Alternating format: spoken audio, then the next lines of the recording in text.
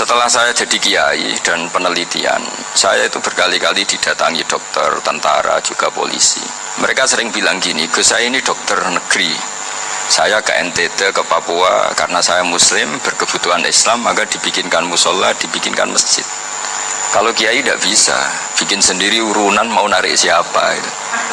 Mau narik tarikan di jalan yang mau nyumbang siapa. Tapi kalau kebutuhan negara, karena tugas negara, ya difasilitasi negara dan tidak dianggap misionaris karena negara. Begitu juga di beberapa negara yang non muslim kayak di Argentina, di Venezuela, itu ada masjid, ada kajian Islam ya karena duta besar, dan itu aparat negara. Disinilah kearifan para ulama berkoalisi dengan umarok dengan makna yang positif, bahwa agama ini harus ditopang umarok, sistem negara. Tentu di situ ada tentara, ada polisi, ada macam-macam. Kita sebagai kiai juga nggak berdaya di depan para bandar narkoba apa-apa kalau nggak ada BNN. Kita mau apa dengan korupsi kalau tidak ada KPK? Sehingga kearifan para guru-guru kita, mulai Mbah Maimun, bapak saya sendiri, NU, Muhammadiyah, semua ormas-ormas Islam itu pasti maulah kerjasama, karena kita siapa ya? Kalau tidak kerjasama. Dan di antara pesan Rasulullah SAW adalah yaduwahi ma'al jamaah. Jadi kebersamaan itu sudah berkah. Fa inna yadawahi ma'al jamaah. Jadi berkah. Lalu kenapa saya kalau ngaji bawa kitab? Ini agak sebetulnya itu lazim. Lazim itu suatu yang harus. Tapi karena kelamaan mubaligh itu tidak pakai kitab, seakan-akan bawa kitab itu yang aneh. Sebenarnya aneh mereka. Karena begini logika simpelnya ya. Umat Nabi ini berhak dapat apa coba? Berhak dapat warisan yang paling luhur, paling hebat, paling jernih. Apa itu Quran dan hadis?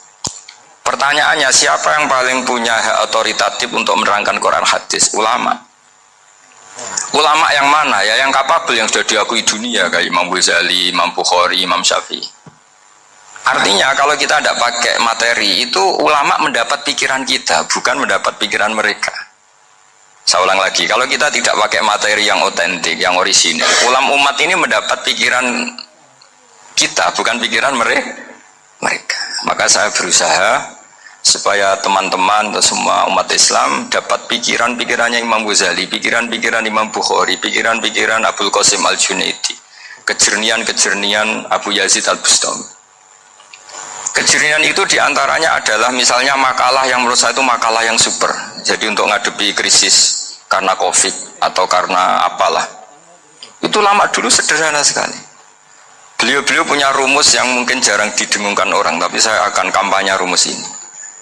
Al-istighna, hakikatul istighna, itu adalah al-istighna anis syai' labihi. Jadi pemenuhan kebutuhan yang sebenarnya adalah kita berusaha menghindari sebanyak mungkin kebutuhan yang sekunder, yang nggak penting. Bukan memenuhi semua yang kita inginkan. Jadi misalnya begini ya, kalau kita lapar, itu keinginan kita itu makan enak apa asal makan? Tentu jawabannya asal makan yang sehat. Tapi kalau nuruti nafsu kita, makannya yang enak, teman makan ya enak, terus di warung yang favorit. Ini kan satu kebodohan. Kenapa untuk makan saja butuh definisi sekian banyak? Yang kita harus kecewa, warung favoritnya bisa sudah tutup, atau kita ke sana harus macet, ribet.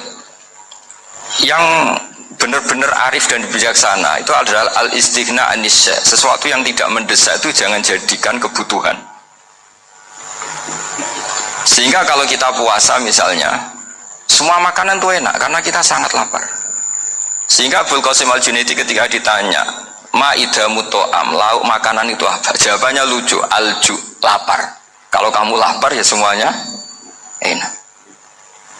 Ini sudah mulai hilang. Kita bilang makan enak itu ya sate, ya gulai, ya pizza yang kita senang. Akhirnya apa? Untuk nikmatnya Allah itu kita jadi ribet. Apalagi yang orang-orang fasik harus ditemani perempuan yang tidak halal misalnya, atau harus ada ajudan, ribet. Nah pertanyaannya, orang yang ribet sama yang nggak ribet itu pinter mana?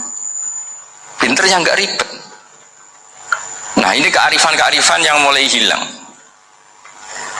Lalu siapa yang bisa mewarisi itu? Ya ulama. Jadi ulama itu cara berpikir sebenarnya simple. Makanya mereka sering kalau tahajud itu, di antara makalah Sayyidina Ali paling terkenal dan yang menjadikan beliau punya derajat yang luar biasa itu adalah kafani izzan antakuna li robban wa kafani fakhron an akuna laka abdan. Ya Allah, saya ini sudah begitu mulia, begitu terhormat dan sangat-sangat terhormat karena yang menjadi Tuhan itu Engkau. Jadi rumus pertama itu karena menjadi Tuhan itu Engkau. Hanya Tuhan yang abadi, Tuhan yang pertama, Tuhan yang al-awwal. Coba ya Allah, kalau saya ini punya Tuhan Fir'aun, punya Tuhan mati jadi tontonan lagi, itu kerennya di mana coba? Andaikan kita punya Tuhan Fir'aun, atau punya Tuhan yang asal usulnya manusia, apapun hebatnya manusia itu, kita punya Tuhan manusia itu.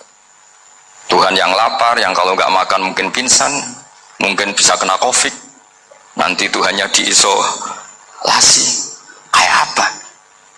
Makanya ketika Tuhan Allah menyindir ketuhanan selain Allah itu, Allah hanya menyindir dengan kalimat sederhana, karena yakulanit to'am, yang kamu tuhankan itu masih makan. Hanya kalau nggak makan ya lemes. Jadi lama-lama ada orang gini, alhamdulillah tadi Tuhan mampir ke saya, kelihatannya lapar, setelah tak kasih makan sehat lagi. Susah nggak punya Tuhan yang seperti itu.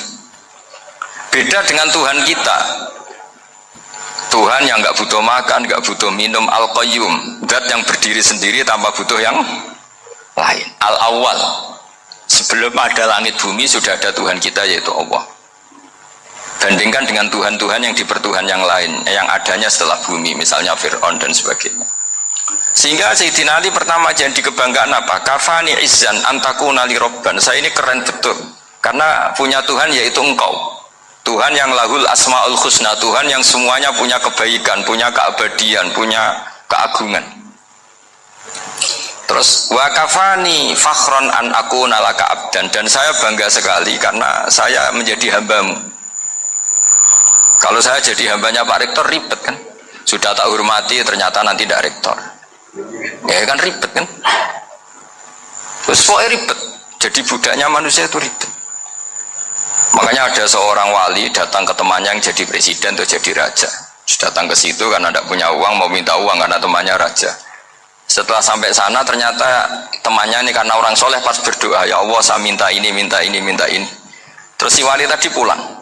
Tanya, kenapa kamu pulang? Ternyata dia sama, masih minta-minta kayak saya. Jadi sederhana deh. Sama-sama minta kamu, minta zat yang kamu mintain katanya. Jadi dulu itu orang itu sebegitu dekat dengan Allah. Sehingga si raja ini terus ketemu wali tadi, tanya, kenapa kamu menyepelekan saya padahal sekarang saya raja? Terus ditanya sama wali tadi, karena temannya, kalau kamu di padang pasir tidak bisa minum dan harus minum 1 gelas, dengan ongkos kamu harus mengasihkan semua kerajaan kamu demi minuman itu. Pilih mana, minuman apa tetap jadi raja? Ya saya milih bisa minum. Saya tidak raja tetap hidup, tapi kalau nggak minum mati. Bagaimana Anda bangga dengan satu kerajaan sing la yusawi kak samain, yang tidak sama dengan segelas air? Jadi artinya terus mereka melihat jadi raja itu ya biasa, jadi presiden biasa, jadi rektor biasa, karena mereka biasa berlogika. Hakikatul izzah itu ya taqarrub ila Allah, yang benar-benar terhormat itu ya dekat dengan Allah. Begitu seterusnya mereka bikin paradok-paradok yang aneh, tapi itu menjadi pelajaran. Bapak saya Ki Nur Salim itu senang baca anekdot Nasiruddin Koja. Itu kalau bikin orang-orang aneh, itu dia datang ke satu pesta, pakai baju lusuh, pakai sarung lucu atau celana lusuh, sama Sohibul Bed yang punya acara dibiarin. Setelah dibiarin dia pulang pakai jas, pakai dasi, pokoknya keren. Dihormatin, pakai alpat, pokoknya dihormatin, silahkan. Pas dia disuruh minum, minumannya itu disokkan saja ke sakunya. Jas, kamu harus minum yang banyak, karena kamu yang dihormati, bukan saya.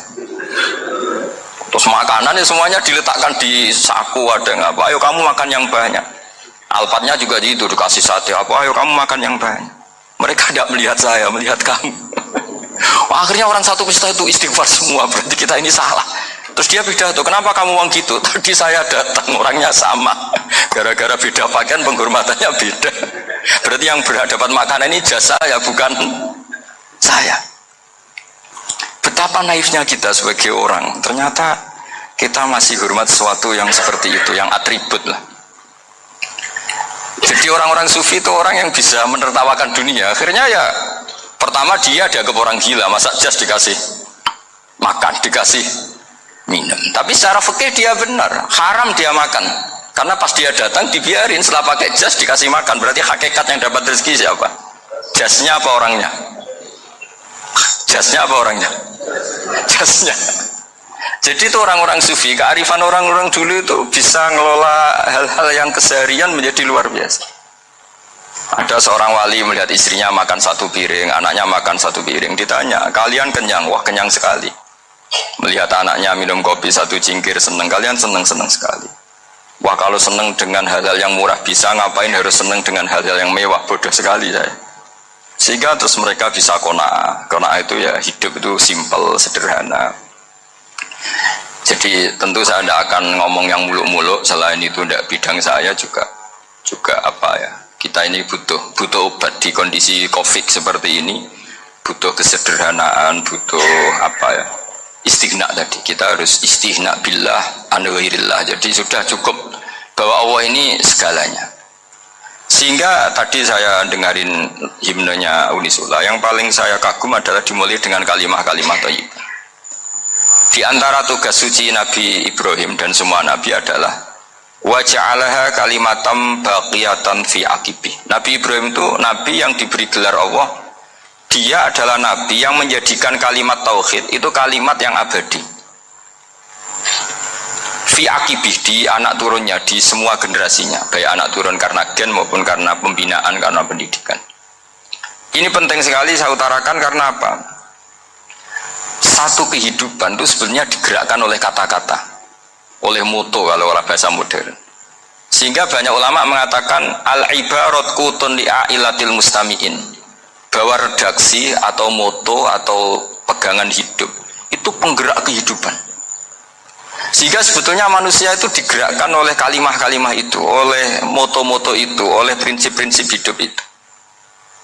Misalnya orang Palestina itu tiap hari ke pasar gitu. Mereka ke laut itu. Ditanya, kenapa tidak takut tembak Israel? Jawabannya lucu. Kena tembak ya mati, nggak makan ya mati, nggak kerja ya mati. Ya sudah, sama-sama mati ya mendingan aktivitas normal. Tapi saya tidak menyarankan itu untuk melawan COVID. Ya, ini cerita saja. Kamu jangan provokator itu. Karena ini wilayah sensitif.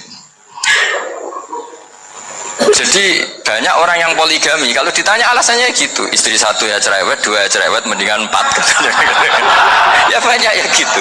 Tapi ada yang kebalikan, istri satu cerewet saja hampir jantungan, apalagi 4 tinggal matinya kan gitu. Itu semua yang menggerakkan itu kalimat itu satu pegangan. Banyak orang loh yang nggak ingin jadi rektor tuh banyak loh Pak Bejo. Jangan kira semua dosen ingin jadi rektor. Melihat rektor sibuk rapat mempertahankan reputasi Unisula, terus sering pegang kepala, ngapain repot-repot? Jadi tukang sapu aja dapat gaji, ngopi, rokokan, selesai. Bodoh amat jadi rektor, mikir orang banyak loh orang yang ingin jadi presiden tuh banyak, karena ngopi nyaman, gak ada yang ganggu, mau tidur sampai jam 9 siang juga gak ada yang ganggu. Sehingga mereka melihat pegawai negeri itu gak keren, orang kok diatur jam, disiplin. Itu memang cara Allah membagi rahmat. Mau kamu apakan coba? Cara syukurnya dia seperti itu. Bapak saya dulu tuh sering ngajarin saya, diajak jalan-jalan pagi-pagi. Melihat orang ngopi, makan uduk itu bapak seneng.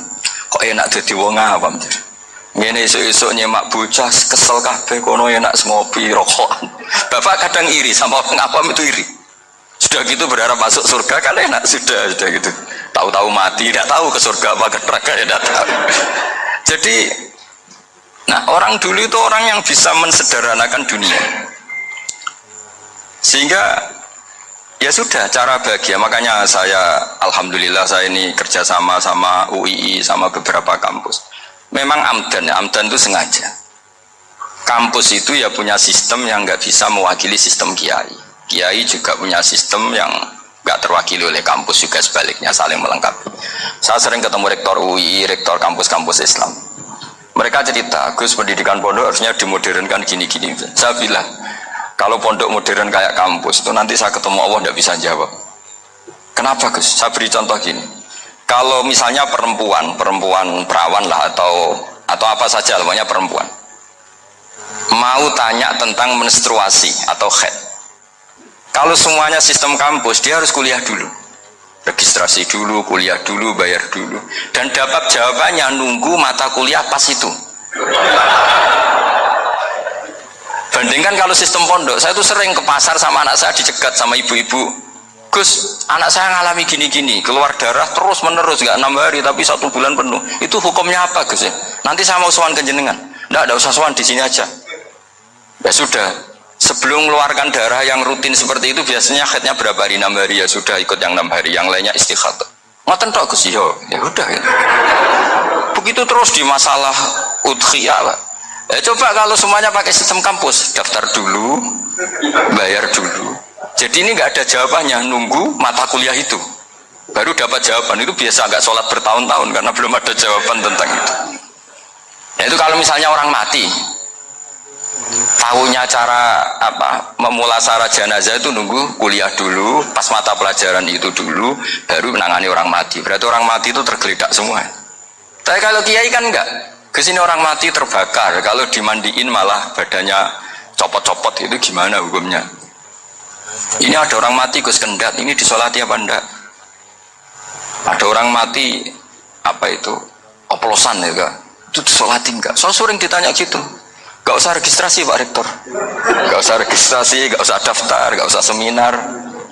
Makanya kalau orang kampus wani kiai itu ya kualat tenan itu, karena ini yang on time ya. Tapi pondok seperti saya ya ikrar seikrarnya pentingnya kampus karena melatih efisiensi waktu, disiplin, tata kelola manajemen, sehingga kita ya hormat. Tapi tadi kita harus saling melengkapi, sehingga saya tunjukkan ke publik bahwa saya hormat sekali sama polisi, sama tentara.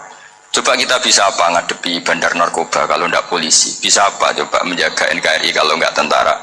Begitu juga, ya sudahlah kita memang fa'inayadawahi ma'al jamaah, kita berkah itu kalau bersama-sama, tidak bisa kita sendiri. Nah lalu orang kayak saya itu ya beberapa kali sebetulnya saya itu ditawanin jadi dokter honors causa apa. Kekhawatiran saya satu, takut pas nggak punya uang. Itu dokter gak di duit kan gak pantas gitu. Jadi repot gitu, daripada beban lah sudah lah nggak usah dokter. Jadi kalau nggak punya uang ya pantas, terus kalau ngebis ya pantas. Suatu saat kalau mati nggak ada yang hadir ya pantas, nggak dokter gitu. Kalau sudah dokter kok masuk neraka, dokter kok masuk neraka, kayaknya apalagi rektor kampus Islam kok masuk neraka, itu kan kok kayak nggak pas itu. Misalnya rektor lah ditanya mungkar nakir, nggak bisa kan, kayak gimana itu. Makanya harus sering ngaji saya supaya nggak malu di depan mungkar nakir. Masa rektor ditanya mungkar nakir nggak bisa. Harus berani bentak, ini saya rektor loh Pak mungkar nakir, masa kalau wali-wali dulu berani. Masyhur di cerita wali-wali ditanya marabbuka manabuka, saya ini guru tauhid.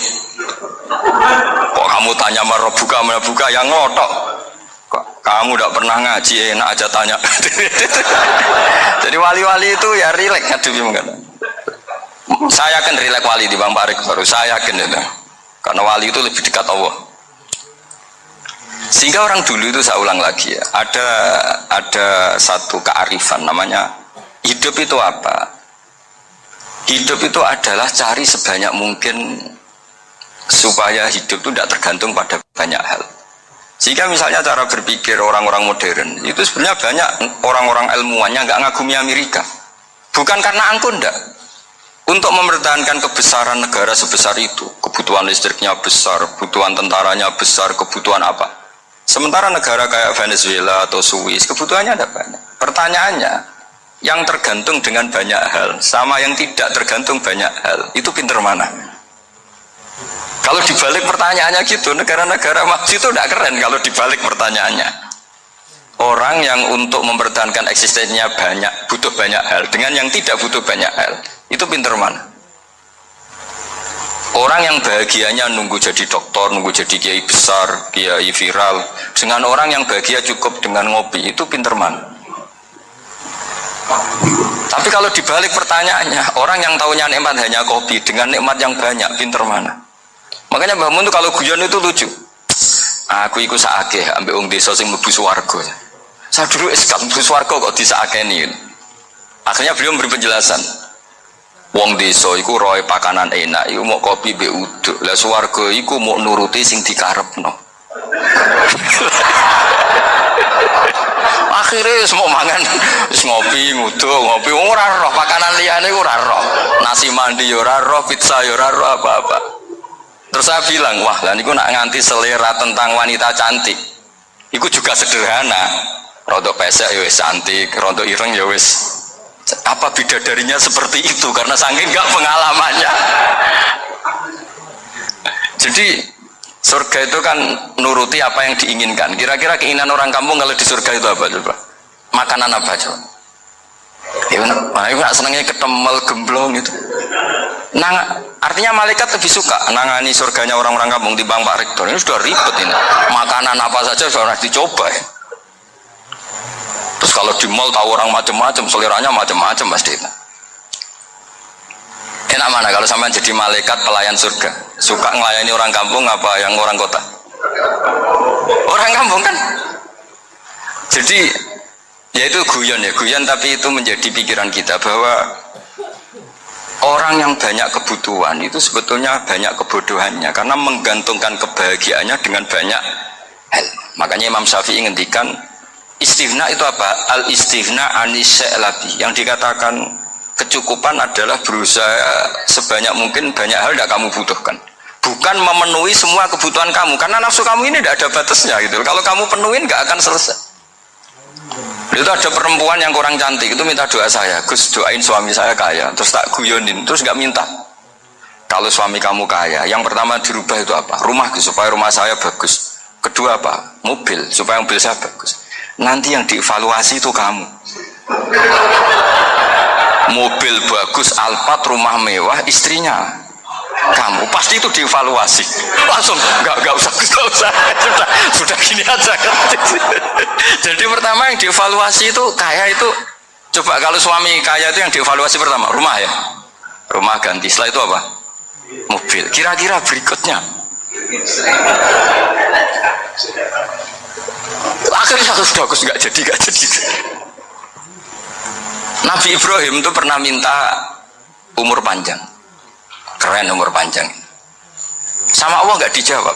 Datang orang tua gitu mertamu ke Nabi Ibrahim, terus disuguhi dikasih kurma. Apa itu? Kok kurma apa? Anggur yang sudah matang sekali, sudah dimakan.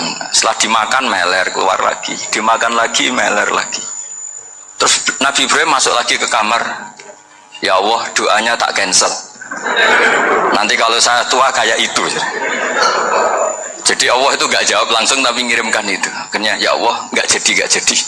Nanti takut itu. Saya pernah ngalami jadi kiai tadi, ada ibu-ibu ya kurang ya nggak pati cantik lah. Suaminya tuh miskin sekali. Minta doa saya supaya kaya. Bareng tak kasih pertimbangan itu udah nggak usah nggak jadi. Jadi itu kearifan. Tapi kearifan ini harus kita tanamkan. Saya nggak bisa bayangkan Indonesia yang besar ini andai kan tidak ada qanaah, nerimo ing pantum. Coba sekarang ada Covid, andai kan Indonesia tuh kayak Perancis. Saya beberapa kali punya tamu orang yang hidup lama di Perancis, bahkan dapat istri orang Perancis. Itu dulu nggak begitu mencintai Indonesia, tapi setelah di Perancis 2 tahun, wah Indonesia hebat. Di Perancis itu kata dia kalau cerita, semua kebutuhan masyarakat itu dibebankan ke negara. Apa saja minta negara, apa saja nyoal negara. Sementara Indonesia, coba kalau Indonesia mengalami seperti ini, kok tidak ada qanaah rimo ing pantum, bisa kios Indonesia. Orang miskin nyalahkan negara, kelaparan nyalahkan negara, apa saja. Tapi barokahnya dididik kiai, jogeman nyalahno wong liya. Urip pun romo ing pantum, diame. Sampai gak ngerti kalau Covid. Banyak tuh orang-orang kampung itu, orang lugu-lugu itu. Mbah niki saking Covid, salam ning Covid, muga-muga umure panjang. Dikira Covid itu nama orang yang ahli sosial itu. Mbah niki dana saking Covid. Matur nuwun sampai no salamku, muga-muga umur panjang. Bingung kan yang nganterin ini. Ini gimana yang mau menjelaskan? Memang nggak paham. Ribet kan? Tapi saya pastikan bahwa dengan keadaan seperti ini kita bahagia, kita stabil, itu jelas barokahnya kalimat tadi, moto tadi atau pegangan hidup tadi. Makanya disebut al-ibarat qutun li ailatil mustami'in, bahwa redaksi atau kata-kata atau pegangan atau filosofi hidup, apalah namanya itu adalah penyemangat. Penyemangat. Karena kata-kata ini memang luar biasa. Ketika sahabat perang demi kebenaran, zaman itu ya pasti benar karena yang dibela Nabi. Dulu itu kan enak zaman Nabi, yang dibela mesti benarnya, musuhnya mesti salahnya. Sehingga dulu itu memang harus tegas. Kalau sekarang mau tegas gimana? Yang kamu bela tidak mesti benar, musuhnya tidak mesti salah. Ribet kan kalau misalnya saya tukaran sama Pak Rektor, kamu mau bela mana kan bingung. Saya tidak mesti bener, saya tidak Nabi. Pak Rektor apalagi nggak mesti bener lagi kan? Ribet kan? Jadi kalau kita mau perang sekarang itu mau pede gimana? Enggak. Makanya banyak ulama sekarang tuh mau tegas tuh nggak berani karena ya banyak hal yang abu-abu lah wilayahnya. Misalnya pilihan presiden atau pilihan bupati, pilihan menteri. Kamu mati-matian bela itu, yang kamu bela tidak mesti bener, musuh kamu tidak mesti salah. Misalnya pilihan bupati, wah ini kabupaten ini baik kalau bupatinya ini, yang satu bilang ini, terus tim suksesnya kamu tanya, kamu yakin? Ya tidak juga. Lah kenapa semangat? Kan saya botohnya, paling alasannya ya itu aja, bukan yang lain. Beda dengan zaman Nabi, Nabinya mesti benar, Abu Jahalnya mesti salah, kan enak aturan mainnya jelas. Singkat cerita dalam perang itu banyak sahabat yang alami luka, ngalami apa gitu. Kemudian curhat ke Nabi, ya Nabi gara-gara derek jenengan, ngikuti jenengan saya harus ngalami seperti ini. Ngiranya orang itu diapresiasi sama Allah keluarnya, ternyata sama Allah gak diapresiasi, malah diturunkan ayat intakunu ta'lamuna fa innahum ya'lamuna kama ta'lamun wa tarjuna minallah malah yarjun. Kalau kamu sakit karena perang, orang-orang kafir itu ya sakit, itu saja berani padahal demi kekafiran. Wa tarjuna minallah ma la yarjun, padahal kamu punya nilai lebih yaitu berharap kepada Allah yang mereka tidak punya. Saya jadi kiai itu ya kadang mangkel. Karena yang benci ya benci, yang seneng itu ngel-ngel loh kayak Pak Bejo. Jadi semuanya ribet. Lah iya, yang benci ya ganggu, yang seneng ya ganggu, tambah nemen. Ribet. Tapi kalau sudah ingat bandar narkoba, mereka berhadapan dengan polisi, kadang ditembak karena kesalahannya terlalu fatal. Antar persaingan mereka juga bisa tembak-tembakan karena merebut pasar narkoba. Itu saja mereka berani. Kok kita yang jadi kiai kadang dicium tangannya, dihormati gak berani, hanya takut apa ya, musibah-musibah kecil atau problem-problem kecil. Lah iya, kalau kita bandingannya gitu. Kalau kamu mau tahajud kedinginan, itu masih nanti dihisap Allah itu gitu. Maling ayam itu keluar malam-malam hanya dapat ayam, itu gak takut dingin, ya gak takut digebuki masa. Kamu mau tahajud aja takut dingin. Makanya nanti hisapnya orang soleh itu nanti dijajarkan orang dolim, terus diperbandingkan. Wah itu habis kamu kalau itu. Jadi misalnya Unisola mau rapat, tapi ini malam, kalau malam dingin nanti sama masuk angin. Wah anak-anak pang di perapatan aja berani kamu. Kalau sudah perbandingannya gitu tuh ribet kita nanti. Makanya itu kalimat itu moto atau filosofi hidup. Sehingga diulang lagi nasihat itu. Iyam saskum korhun fakodu masal koma korhum mislu. Kalau kamu kena luka, orang-orang yang nggak benar juga akan kena luka. Itu aja berani demi ketidakbenaran. Masa kamu demi kebenaran nggak berani? Akhirnya orang itu kalimat, itu heroik. Makanya kita ini penting ya, makanya tadi himne Unisola dimulai kalimat thayyibah. Karena kalimat ini yang menjaga kita, kalimat ini. Misalnya tentang Tuhan. Kenapa orang Islam imannya kokoh seperti ini, termasuk yang sudah hidup di Amerika, di Australia, di mana-mana. Itu ya barokahnya ajaran atau barokahnya kalimah. Saya sebut kalimah saya pakai bahasa santri. Karena la ilaha illallah itu dalam tradisi santri disebut kalimatu haqqin aliyah nahya wa aliyah namut wa aliyah nub'as. Ada yang riwayat wa biya nub'as insyaallah ta'ala minal aminin. Kenapa mereka Di mana-mana, meskipun sekolah di Amerika, di Australia, bahkan di Uni Soviet tetap mukmin. Itu barokahnya ajaran yang benar. Allah itu siapa? Tuhan. Tuhan itu sifat dasarnya apa? Awal. Dia harus wujud awal sebelum makhluk yang lain. Sehingga ketika ada negara yang maju, yang tertib, manajemennya tertib, masyarakatnya makmur, tapi punya Tuhan yang tidak seperti itu, tidak awal, itu sudah gak nyaman. Karena ndaklah keren Tuhan saya, karena Tuhan saya itu al-awwal, zat yang pertama. Tuhan saya keren lah, zat yang gak mati. Tuhan yang gak mati, yang gak pernah mengalami kematian.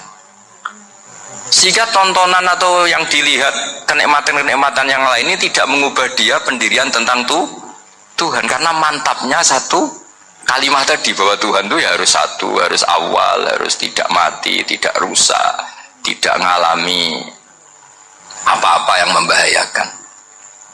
Sehingga ketika ditawarin Tuhan yang lain, meskipun menjanjikan secara finansial atau kemakmuran, mereka gak tertarik. Itu coba, itu barokahnya makmur apa barokahnya ajaran? Barokahnya ajaran. Sering negara Islam itu kalah makmur dengan mereka, tapi barokahnya ajaran ini tetap apa? Tetap Islam. Makanya Nabi Ibrahim, Nabi yang sukses bikin wa ja'alaha kalimatam baqiyatan fi aqibi. Sehingga kita ini bekti sama orang tua misalnya, itu ya karena ajaran. Suwargamu itu karek wong tuamu. Nak wong tuamu ridho, Allah ridho. Nak ora ridho, Allah ora ridho. Ridho wa fi ridhol walidain wa sakhatu wa sukhtu wa fi sakhatil.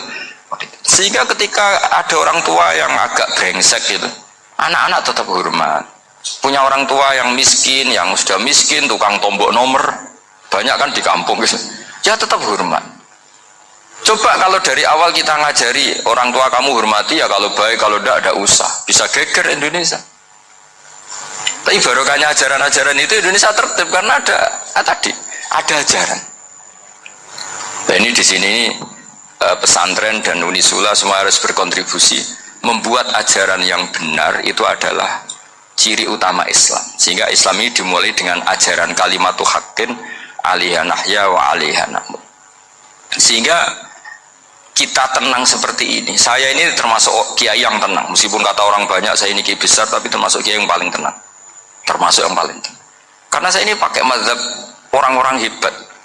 Saya berkali-kali cerita, orang kayak Imam Syafi'i itu orang yang luar biasa. Saya berkali-kali cerita, orang yang tadi nyium tangan kamu ya Imam Syafi'i, di belakang tuh ngerasani kamu, menghujat kamu. Jawabannya enak saja. Berarti saya alhamdulillah orang yang wibawa. Buktinya di depan saya nggak berani. Jadi enteng saja. Diceritain sebagian kampung, sebagian separuh dari warga kamu itu nggak suka kamu. Ya bagus lah nggak suka saya, nggak akan utang duit saya. Di mana-mana orang utang tuh karena teman dekat. Kalau nggak seneng pasti minimal nggak utang, nggak pinjam mobil, nggak pinjam apa. Berkah mana yang seneng sama yang gede? Jadi dianggap enteng saja. Semua yang dialamin dianggap enteng saja. Misalnya punya istri pemarah, ya baguslah marahin suami. Kalau marahin tonggo malah ribet. Jadi kamu harus terima kasih kalau dimarahin istri. Baguslah marahin saya mah, kalau marahin tonggo ribet. Jadi enteng saja. Tapi kita sekarang itu karena nafsu ya, sehingga menghadapi hidup ini ribet. Ulama dulu kalau mau mati itu senengnya bukan main. Sudah lama saya ini ingin gak maksiat. Kayaknya gak maksiat paling efektif itu mati. Ya tidak apa-apa Gusti, kalau sebaiknya mati ya mati aja. Enteng saja. Jadi melihat kematian itu akhir dari segala keburukan atau potensi keburukan. Apapun baik kita sekarang, suatu saat mungkin kita gak baik. Yang bisa menghentikan ketidakbaikan atau potensi ketidakbaikan itu apa coba? Mati kan? Berarti mati itu mengerikan apa menyenangkan? Mesti kamu tidak berani menjawab. Meskipun secara ilmu kamu berani, tapi secara rasa agak berani kan? Saya ulang lagi ya, yang bisa menghentikan keburukan atau potensi keburukan itu apa coba? Apa? Kematian. Berarti kematian itu menyenangkan atau menyusahkan? Apapun kamu tidak berani jawab karena kamu agak-agak duniawi itu kelihatannya. Tapi secara ilmu kamu tahu kan kalau mati itu tidak buruk-buruk banget. Karena apa? Itu akhir dari segala keburukan. Sehingga Nabi ngajarkan kalimat itu begitu luar biasa. Allahumma ahyini ma kanatil hayatu khairan li Wa tawaffani makanatil wafatu khairan. Nabi melihat dunia itu begitu indah. Ya Allah, kalau saya ini hidup, anggap saja hidup ini ziyadatan li fi kulli khairin, menjadi modal saya menambah segala kebaikan. Jika suatu saat saya mati, anggap mawon rohatan li min kulli syarrin, itu akhir dari segala keburukan saya. Sehingga mati hidup ya baik, karena di situ kita bisa berkontribusi, beramal soleh. Mati juga baik karena mengakhiri segala keburukan. Nabi nate ngendikan lagi, ajaban li amril mu'mini inna amrahu kullahu khair. Orang mukmin itu mengagumkan, semuanya baik. In asobathu na'ma syakara fakana khairan lah. Kalau baru dapat nikmat, dia syukur, maka itu baik. Wa in asobatu dharra sabara. Kalau dapat masalah mereka sabar, itu juga baik. Sehingga orang mukmin dua sisinya pasti baik. Itu juga kalimat, maksudnya moto atau pegangan hidup. Nah, berikut ini saya beri contoh, ini kenangan saya, ini contoh terakhir. Masalah jadi orang terkenal maupun tidak. Di sini dicontohkan Imam Ghazali di halaman 367 di kitab saya 367, juznya 3 di kitab Ihya Ulumuddin. Di sini beliau cerita betapa untuk menjaga ikhlas sebaiknya orang itu tidak terkenal, tidak syuhrah, tidak terkenal. Oke, itu kita sepakat ya, karena kalau terkenal mungkin orang dipaksa publik dengan tanda kutip untuk selalu berbuat baik, tapi karena jaim lah, jaga image atau apa. Tapi ketika dibalik pertanyaannya, kamu rela yang terkenal itu orang nggak benar, sementara yang orang benar itu nggak terkenal. Lalu masyarakat taunya yang tidak benar. Kalau pertanyaannya dibalik gitu, orang baik wajib terkenal enggak? Kalau pertanyaannya dibalik seperti itu. Dokter yang benar tidak terkenal, yang malpraktek terkenal. Kamu ingin kondisi seperti itu? Gak ingin kan? Kampus yang bagus gak terkenal, kampus yang bagus gak terkenal, yang gak bagus. Nah, artinya apa? Gara-gara olah kata, olah pikiran, ini logika jadi rubah. Lagi-lagi apa? Jawaban itu ada di kata-kata sebetulnya. Makanya bab-bab seperti ini tidak usahlah kita berdebat, berpolemik. Sebaiknya orang itu humul, menutup diri, apa sebaiknya orang terkenal, itu nggak perlu seperti itu. Sudah terserah Tuhan saja. Makanya saya mulai dulu ngaji sampai sekarang itu ya tidak punya punya ikon tertentu atau punya website tertentu, enggak. Sudah terserah pangeran. Sudah, saya juga tidak sok suci materialistik atau enggak, ya tidak mikir saya. Bukan apa-apa ya, karena saya ini kiai, jadi biasa urusannya sama Allah, ada sama makhluk, jadi pusing kalau sama sarah-sarahnya makhluk itu pusing. Meskipun rektor kalau nasihati saya pasti tidak saya terima, itu tetap makhluk, itu sudah ada ngefek kalau saya itu sudah ada itu. Bukan karena saya sombong, ya memang makhluk betul gitu, bukan. Cuma nasibnya bejo aja, tapi makhluk tetap makhluk. Saya beri contoh ya. Ini makalah yang ditulis Imam Ghazali. Ya. I'lam aslahakallah anna aslal jah wa intisarus sayyid atau sayyidi wal istihar bahwa mazmum itu balil mahmudu al-khumulu illa man saharahu wa ta'ala linasri dini min ghairi takallufi tolabi syuhrati minhu. Jadi kalau kamu ingin ibadah kamu selamat, ya kamu jangan terkenal. Tapi resikonya adalah kalau kebaikan itu tidak terkenal, maka agak dikenali. Kalau agak dikenali berarti masyarakat hanya punya percontohan yang tidak baik, karena yang baik tidak terkenal. Jadi itulah ulama-ulama dulu. Jadi apa-apa itu dibanding-bandingkan. Kemudian nanti kelihatan, jawabannya itu kelihatan. Jadi ulama dulu itu biasa ngarang misalnya afatun nikah, sisi negatifnya nikah. Harus ngurmat istri, harus macam-macam, kalau terlantar itu ya dosa. Seperti tadi Pak Marsudi cerita, kalau orang ngapalkan Quran itu takut lupa, kalau lupa itu jadi dosa. Pertanyaannya, kalau semua orang takut lupa, takut dosa, semua orang nggak hafal Quran karena potongan-potongan lupa. Cara berpikir tidak seperti itu. Kalau berpikir ya namanya hafalan, ya inginnya hafal, kan nggak ingin lupa.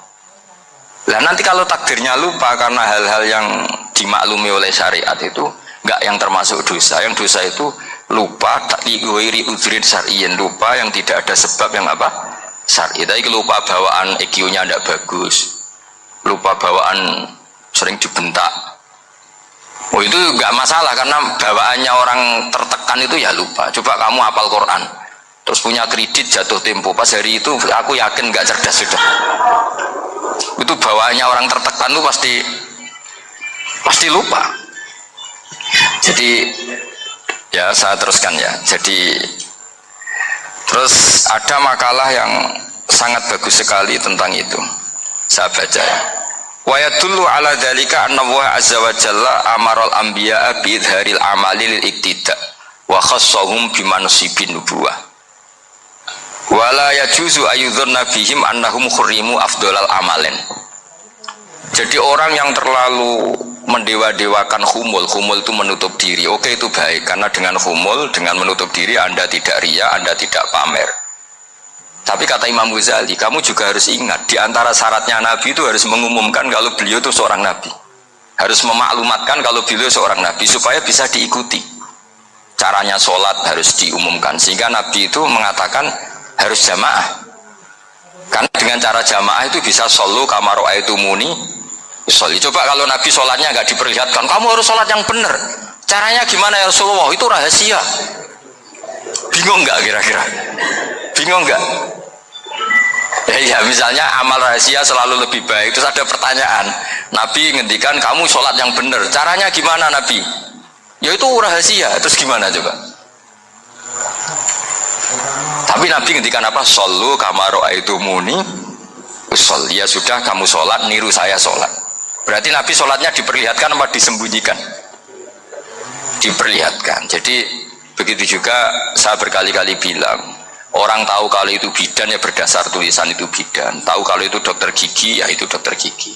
Jangan sampai gara-gara tidak ada tulisan mau beli alat bangunan di dokter gigi, mau periksa gigi di toko bangunan. Gara-gara apa? Nggak ada maklumat. Nah, di sini ulama-ulama selalu memaklumatkan dirinya. Termasuk Imam Ghazali ketika ngarang kitab dinamai Ihya Ulumuddin, bahwa kitab ini bisa menghidupkan ilmu-ilmu agama yang mulai hilang. Begitu seterusnya. Jadi ini ngaji ya. Jadi orang itu harus ngerti. Jadi jangan nuruti emosi sendiri atau logika sendiri. Bahwa saya suka humul, ya monggo, agama Islam menyediakan sarana itu. Uzlah itu ya punya sisi kebaikannya sendiri. Tapi syuhrah terkenal asal tidak nuruti nafsu juga punya sisi kebaikannya sendiri. Setidaknya umat ini punya satu master kebaikan yang mudah diakses. Tapi tadi saya ulang lagi, jangan karena hadun nafsi, jangan karena kepentingan pribadi. Makanya di sini disebutkan wa yadullu ala dzalika ay ala syuhrah anna wa ta'ala amaral anbiya bi dzaril amal lil iktida. Allah selalu memerintahkan para nabi kalau ngamal kebaikan ya harus dimunculkan supaya bisa ditiru. Yaitu tadi kita tidak bisa bayangkan kan kalau misalnya Nabi menyuruh kamu harus sholat yang benar, kemudian sholatnya Nabi sembunyi. Kalau ditanya, Nabi saya niru siapa? Wah itu rahasia, kamu nggak boleh lihat sholat saya, saat takut tidak ikhlas. Ribet kan? Sehingga jamaah itu statusnya tetap harus. Nah bedanya harus ini ulama berpendapat harus yang apa? Fardu kifayah. Tapi fardu itu maknanya harus. Tapi bukan berarti kalau nggak jamaah sholatnya nggak sah, nggak. Tapi statusnya jamaah tetap apa? Harus. Nah barokahnya harus ini orang yang baru sholatnya langsung benar karena ada yang diikutin. Coba kalau mantan dukun baru sholat terus sholat sendiri, itu mesti mirip mantra itu. Karena dia tidak ada master percontohannya. Tapi barokahnya ada master, orang paling bodoh pun kalau sholat ya benar karena standar ada komandonya, ada imamnya. Sehingga Imam Ahmad malah berpikir keras, syarat sahnya sholat itu harus jamaah. Cara pikirannya Imam Ahmad keras sekali beliau. Sehingga kalau orang sholat sendiri kok ada orang lain yang maunya berjamaah harus bayar, orang itu harus bayar demi sahnya sholat. Itu madzhabnya Imam Ahmad. Tapi kalau madzhab Syafi'i hanya mengatakan itu fardu kifayah, yang kalau satu komunitas nggak mau melakukan semuanya apa? Dosa. Jadi tak baca lagi biar dapat berkahnya Imam Ghazali. Wa qala qaumun asirru afdalu minal alaniyati. Terus kata sebagian ulama al alaniyah itu afdal minas sirri. Terus diperbandingkan baik yang mana amal dipertontonkan sama anda. Terus kata Imam Ghazali, Kalau orang itu bisa jaga tidak riak, maka sebaiknya dipertontonkan karena kebaikan harus yang muncul, bukan yang tidak baik yang muncul. Makanya ketika memaklumatkan diri sebagai ingin jadi generasi khairah ummah, itu kalau diterjemah itu kan, wow, khairah ummah, umat terbaik. Itu kan kayak agak angkuh. Tapi nggak apa-apa, itu nggak apa-apa. Masa kita kampanye siap degradasi moral kan ya lucu kan, masa jualan gitu kan ya lucu. Kita memang ingin mengkhidmati umat, berbakti dengan umat, membantu supaya jadi generasi khairun apa umat. Tidak apa-apa dimaklumatkan supaya dengan itu umat punya sarana.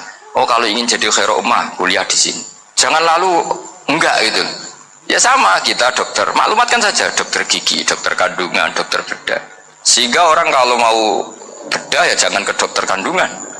Jadi barokahnya maklumat ya. Jadi saya mohon sekali ini, saya sendiri sebetulnya orang yang nggak siap terkenal sebetulnya, tapi ya sudah terserah Allah saja. Kalau itu cara Allah menyebar kebaikan, ya monggo. Pokoknya kita tawakal saja sama Allah Subhanahu wa Ta'ala. Ya saya kira demikian. Assalamualaikum warahmatullahi wabarakatuh.